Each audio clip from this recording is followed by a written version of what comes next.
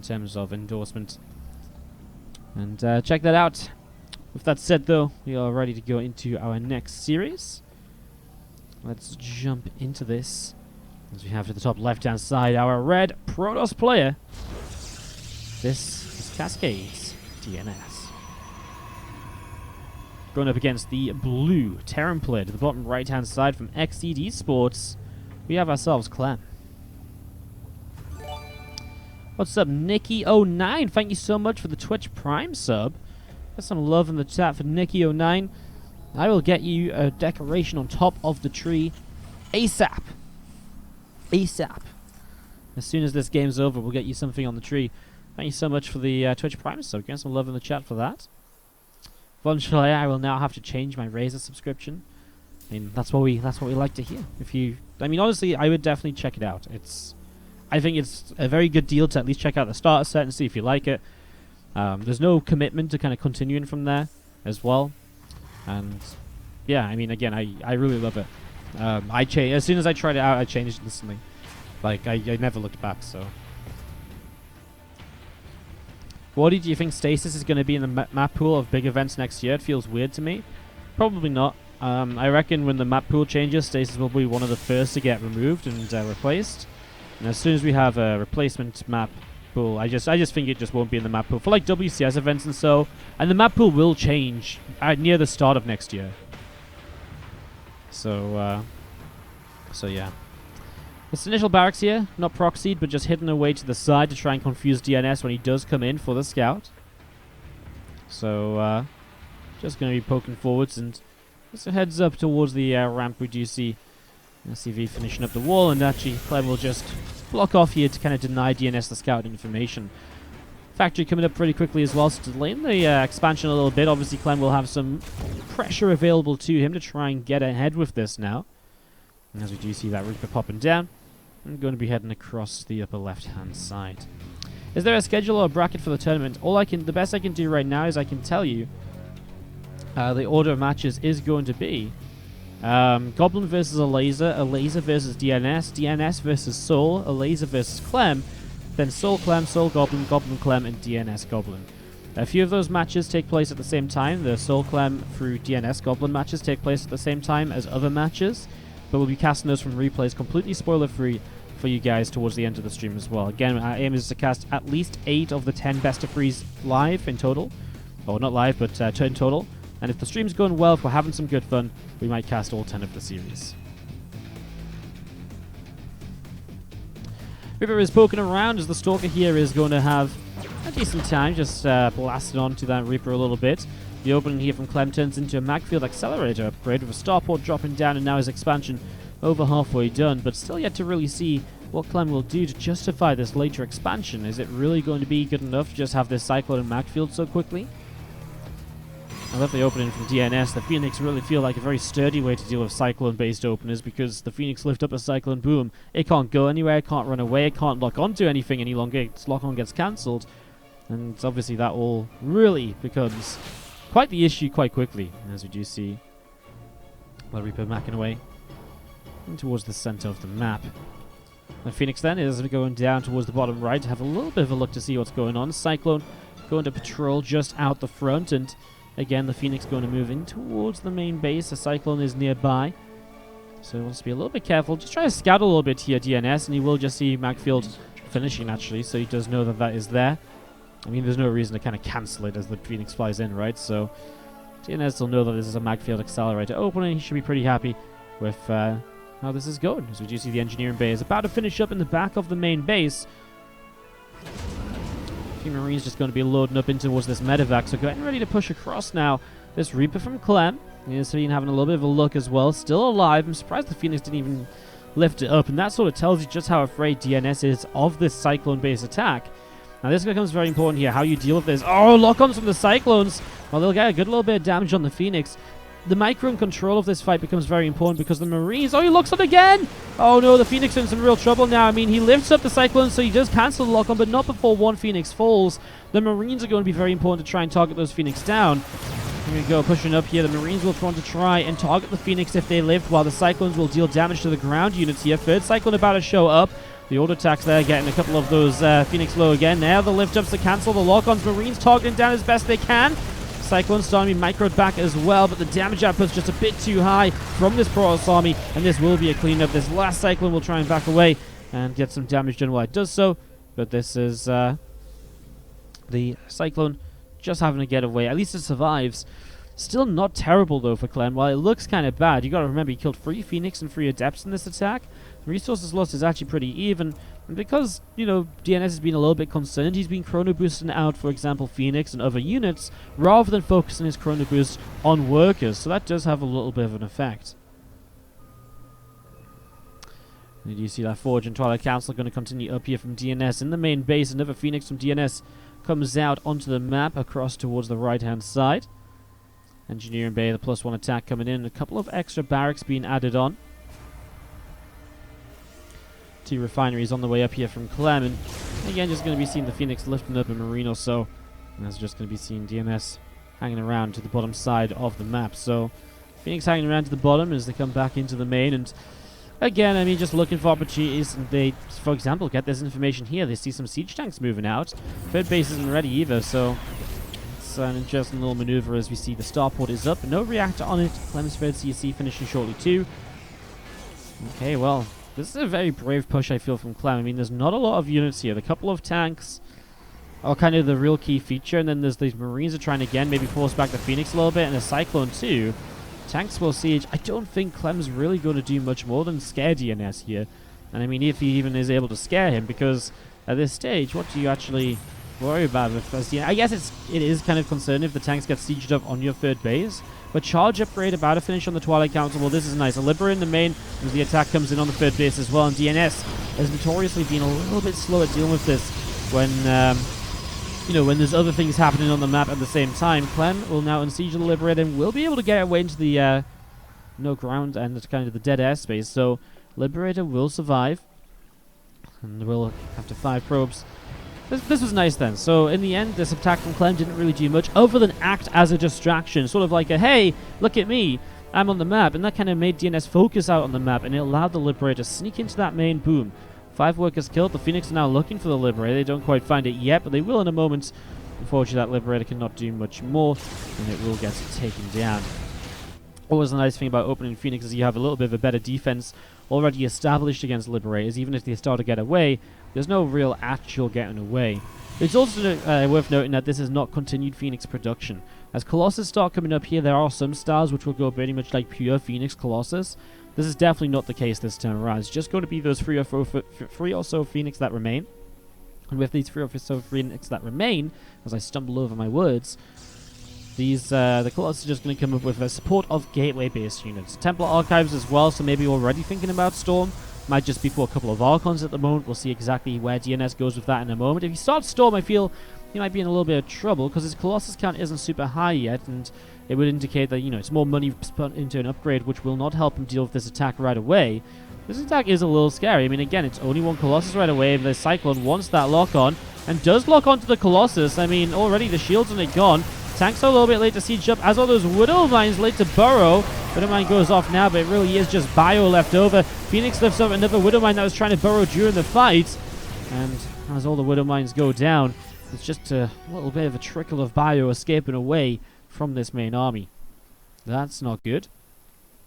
That was a hell of a lag spike. That was, well,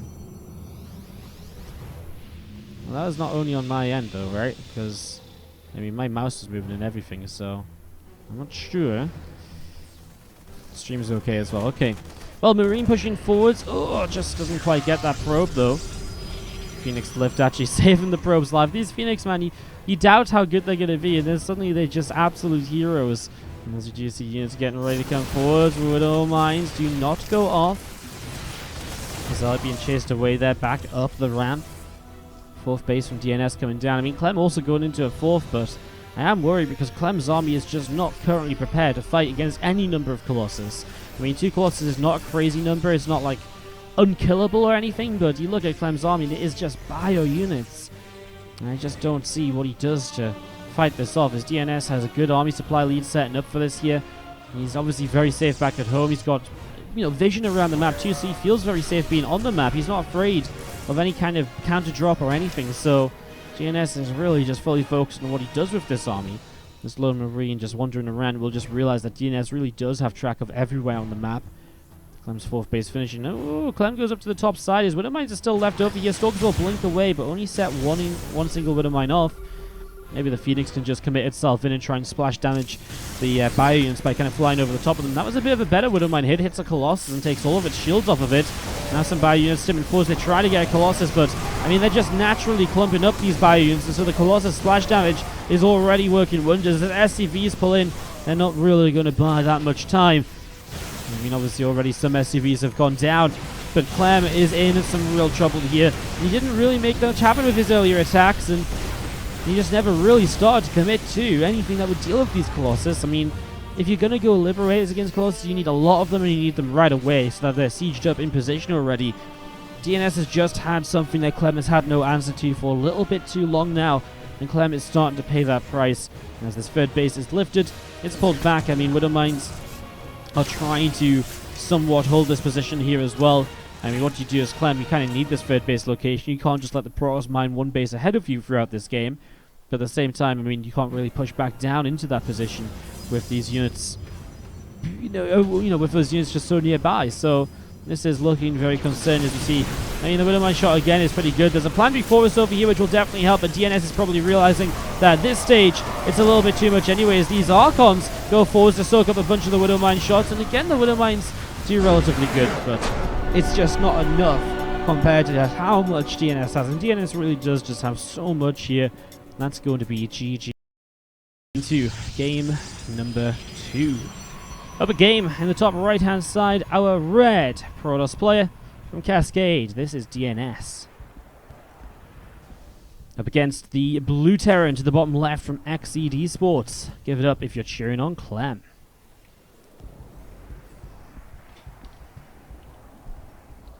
Again, hope you're all having a good day so far. We're just getting going today. Just getting this started. This is our 2nd series, so we've got a little ways to go still, to say the least. But this time Clem is going to go a little bit more aggressive. Last game he hit his barracks, but didn't actually do anything all too aggressive. This game, he'll proxy that Rax up to the top side of the map and get this set to go. So Rax coming down is out in the center. A probe from DnS is wandering around just a little bit. Obviously DnS is trying to figure out, well, what is going on? Are you actually proxying me? Is your barracks hidden nearby? Obviously so far these have been unfortunate to go the complete wrong direction of where the proxy is going to come in from. And because he took a weird route, he can't really learn too much from this SCV coming to scout either. Apart from perhaps the timing of it. Well, he won't see that either anyways, because we actually see the Nexus doesn't have all of that vision. And without all of that vision, the bunker is not going to be seen. So bunker coming up, and this is something which you actually saw Kalazur doing quite a bit more recently, where Kalazur has been kind of really putting on a little bit of a show with kind of bunker plays and proxies in his early openings. So setting up into that, a couple of workers on each of these gases at the moment as probe is patrolling around a little bit. Bunker is going to be finished as the Reaper does go into the main to begin with. And will be, well, that's one probe kill, definitely guaranteed. No way! Okay, I mean, it's probe comes back. He thinks it isn't fair that Clem doesn't get that kill, so he comes back for it, and we are going to be seeing another probe going down. It's 3 worker kills. It's actually pretty good. Now Marines jumping into the bunker, so DnS is really going to have to deal with this soon. This probe is locked in as well, so that's going to be just kind of stuck and perhaps dead as, again, Reaper and Marine working their way on the Nexus can get quite a lot of damage done here before time is up. So this is, again, a pretty good opening. Now the Stalker comes down, will go after the SCV, gets one shot onto it. We'll actually start to chase the Stalker now. Stalker took quite a lot of damage. Obviously the Reaper can actually run with a Stalker, so the Stalker will fall. And DnS loses his early unit. The SCV is still alive. The units go back to the bunker, so the damage dealt to them doesn't really matter all so much. I'd love to see the Reaper at least come forwards and just go for that probe as the other Stalker out on the map as well. Well, one Marine goes down, but again, with the Reaper able to chase, this should be... Oh, it's going to be close, actually. I guess the Reaper has to turn back away. This time the Stalker stays alive. Okay, well, that's a lot better from DnS, but he still has this bunker to deal with too. Robo facility halfway done, so an Immortal, which is probably his main goal here. It's going to take a little while to truly come out. He realizes now, though, that there is some probes that he can pick off, and he is going to go straight for those. So that's one worker killed. Meanwhile, this Marine over here gets some damage done too. As there's now 2 Stalkers once again out on the map. SCV jumps into the bunker. I mean, I love the idea of the Stalkers being on this side because it does stop the Marines reinforcing this very easily. Maybe we actually see Clem. I mean, 2 Stalkers now is a little bit more difficult than what we saw before. So another Marine will just go down. I would like to see Clem maybe try and sneak it around this way and just kind of, sneak it up here. Maybe it's more likely to actually get something done. As again, though, the Stalkers are low. Another Stalker falls, but another Stalker comes in to replace it pretty quickly. He's going to commit for the Stalker kill. Oh, the Stalker's blocked in. This setup designed to kind of block a Reaper from moving around the mineral line is going to find itself blocking the Stalker. And this Marine will just jump into the bunker in time. Now another Marine shows up anyways.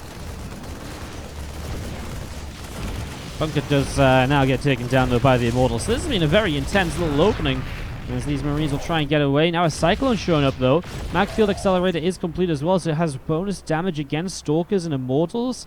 So actually 2 Cyclones showing up are really going to be able to apply some pressure here as Clem, I think, is just having a fantastic game. He's 4 workers ahead as well, by the way, as just wants to stay on that Immortal. The Warp Prism comes in as the savior, cancels the lock-on as it lifts the Immortal up.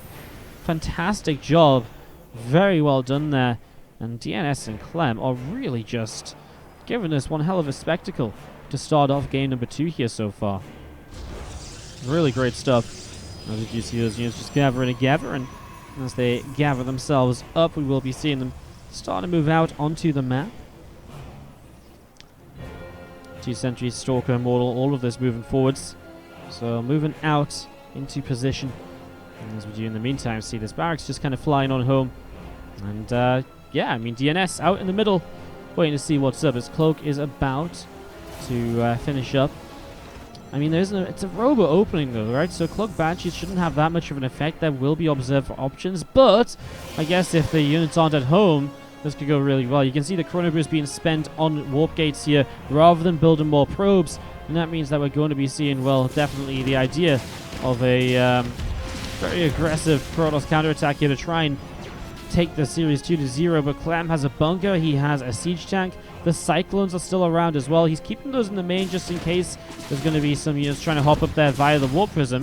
As Clem is not target firing probes there, so loses out on a bit of an opportunity perhaps. Did you see the Warp Prism taken down? No, the Warp Prism going down means that pretty much everything else will die. DnS will call game, and Clem has tied us up 1-1.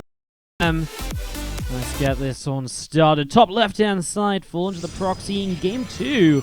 Our red Protoss player is DnS, going up against the blue tower into the bottom right-hand side. This is Clem. He opens with a proxied barracks to the top side of the map, so Clem is once again opening with that aggression. We'll see if it works out for him again a second time around. I really feel like DnS had some good ideas, getting the Stalkers out, for example, to go and just kind of deal with the reinforcements, but losing the first Stalker really hurt, and from there it was just a very tough situation with so many Cyclones out on the map. I mean, his push across was kind of close to doing okay, but when you have to start warping in Stalkers defensively against the Cloak Banshee, that's never going to be pretty, and Clem just had that game figured out from start through to finish. Probe here gets a couple of nibbles off on an SCV, as we'll see another SCV just poking forwards, and is just going to see the expansion dropping down. So again, DnS will, for the 3rd game in a row, realize there's no barracks in the main base. Terran players, again, just keep on building their barracks across the map. And this time, DnS, a big change-up, builds the pylon on the front. He immediately knows whether there's going to be a bunker coming up. As Zealot does come down, he will want to try and stop this SCV, but can't target the SCV at the moment, it seems. Needs to try and actually get that targeted down as the Reaper goes into the main base. Stalker being Chrono Boosted here to help out with that, as the first probe gets blasted to the side, and that's already 1 probe kill here. Probe's pulled to help out, as the SCV now wandering around. The Zealot will try and help, as, oh, the Zealot comes back this way. The SCV is going to be able to, oh, the Zealot can target it, and the bunker doesn't finish. Very close, though. I mean, that was very unfortunate for Clem for the SCV to go back to the other side again, to where the Zealot was. And this Reaper gets the 1 probe kill. That seems to be the extent of this aggression at the moment. A second Reaper, and then the barracks will lift up. Clem will expand back at home with a factory finishing. He can go in towards his Cyclone very shortly as well. Oh, the pylon block on the tech lab. Clem will have to move his factory a little bit off to the side again. Oh, no, no, no, no, no, no, no. Oh my god, this probe is just going to sit underneath the factory. Oh my god. Wow. Well, I mean, that was a very amusing couple of moments, but a very frustrating couple of moments for Clem, who has his tech lab delayed by a huge amount of time to the point where that probe was being so annoying that the Reapers came back home to try and deal with it. That's how annoying that probe was being. The Reapers were like, oh my god, we've got to go and deal with, like, wow. Okay, well, the Reapers coming back towards the upper left-hand side, thinking about maybe hopping up in towards the main base. And do you see the Stargate is about halfway done here from DnS, and again, those couple of Reapers looking for the chance. I think they can sneak in here without taking too many shots. DnS moved his Stalker just before they made their dive in, so Clem decides to back away instead. Probably still could have gotten a couple of probes, but would rather have the map control and the vision and the awareness of what indeed DnS is up to, and just spotting for anything that's maybe happening. Phoenix being chrono boosted out, as we do see the Cyclone production continuing through at the moment. A couple of Reapers are going to head up, and they really want to jump up in towards that main, don't they? As we see, the Zal takes a quick shot, and the Reapers do get pushed back out into the center. Banshee starts up on the starport reactor, going to be finishing up on the barracks here in the next couple of moments as well. So Rack's going to get reacted, and well, still got these couple of Reapers. They're going to find themselves the Zealot at the front. The Stalker was out of position. Will he go for the Zealot? He will just back away a little bit and just keep those Reapers alive. The first Phoenix from DnS comes across, and we saw the effectiveness of those Phoenix earlier. We'll see it coming in once again now as we see a lock-on. Looks to just pick up that first Cyclone to cancel the lock-on there, but then he gets locked on by the second Cyclone. It's a nice idea by DnS, and I think the Phoenix was kind of dead either way, so nice idea. Unfortunately, just committed a bit too far in with that. He actually goes into an Oracle after two Phoenix this time. Now, if the two Phoenix and the Oracle come in at the same time, what can happen is you can lift up both the Cyclones, and then the Oracle is pretty much free reign, because the Cyclones are the anti-air that that Clem is completely committed to. So if you nullify those by the Phoenix, well, suddenly the Oracle becomes a lot better. That said, obviously the Phoenix got some scout info, and maybe he also just saw the fact that this is Cloaked Banshee, so maybe the Oracle is truly just about dealing with the Banshee and detecting that and shutting it down. So maybe that more so than anything else here, as the Banshee's all the way down to the south, and is going to be followed up with a couple of Cyclones, Marines, and a Siege Tank. A couple of Reapers out in the front as well there for Clem, also wandering around just a little bit as the Phoenix and the Oracle here from DnS. Going to move over towards the natural. Sees just some SCVs mining over there. And there's the bunker. There's the missile turret. Dropping down with the tank siege up in the back. Cyclone locks on to an Adept in the front, and that will go down pretty quickly. Nexus taking some damage as we do see the probes taking a few shots as well. Here we go. The Stalker's coming forward. The Adepts have shaded right on top of this. Again, just the goal of attacking before too much happens. The Phoenix just kind of lifting the Cyclones up, and the Banshees are still left doing quite a lot in the sky. Now suddenly a missile turret here. Oh, and the Observer's going to fly right into the missile turret. It's going to go down. So these Banshees are still... okay, now they're Revelators. That changes up this up quite a bit. Will fly away through the missile turret again. Cancels the bunker. Again, a bit of a back-and-forth situation where it's hard to tell where that fight is going to go. TvP early game is so technical nowadays in terms of trying to figure out what you should do and how you should do it. This is annoying though. All these units are going to chase Clem down. There's no retreating from Phoenix. It's pretty much always the case as the Oracle grabs a couple of kills as well. The Phoenix will continue to help with the Stalkers take down that siege tank. And now DnS will continue to press forwards in towards this natural expansion. Well, honestly, there isn't that many units. Clem has lost a lot here. Missile turret gets delayed by the SCV being picked off there. One damaged Stalker pulling back, but the other Stalkers were left alone for a moment, allowing one of them to be surrounded. The Phoenix come in to protect. The damaged Stalker gets away. Just the surrounded Stalker that goes down then. Another Stalker gets surrounded, and actually SCVs do pretty well against a singular Stalker, but I mean, Marauder's being lifted as well. SCVs will continue to drop. The Oracle is here dealing out damage, and there's 15, 16 workers killed and counting at the moment. I mean, there's just no end to this in sight. As we see another couple units moving down the low ground, the Phoenix just lift them up pretty much right away to shut this down. There is just no winning this. Clem is going to type out the game, and that's going to be DnS taking home his first series win of the day. So guys, we're back.